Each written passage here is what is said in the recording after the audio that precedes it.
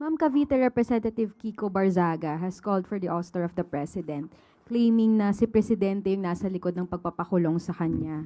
Sabi niya, lumalaban pa rin siya kahit pinakulong siya and kailangan na raw pong tanggalin si Pangulo sa posisyon dahil sa ang dami na niyang ninakaw galing sa flood control and masyado na niyang pinataas ang presyo ng gasolina. Baka lang po may comment ang palas, ma'am. Yan ang problema sa atin, di ba?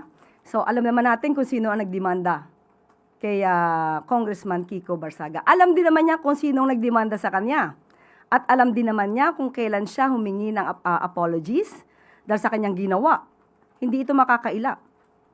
So, paano niya masasabi na ang Pangulo ang nagpakulong sa kanya? Hindi siya sinasampahan ng Pangulo ng anumang kaso kahit anong klaseng paninira ang ginagawa niya. Sa mga ganitong klaseng tao po, alam natin, may mga taong fake news peddler, obstructionist, destabilizer, sakim sa kapangyarihan. Itong mga taong to ay hindi na natin po papaharapin sa salamin para tignan ang kanilang konsensya dahil wala silang konsensya.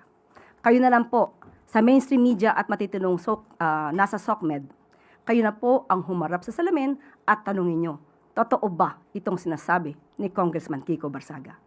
Ma'am, yung statement lang po ni Congressman, as a lawyer, ma'am, makikita nyo rin po ba ito na inciting to sedition na rin yung ginagawa niya? Obviously, yes. Thank you, ma'am.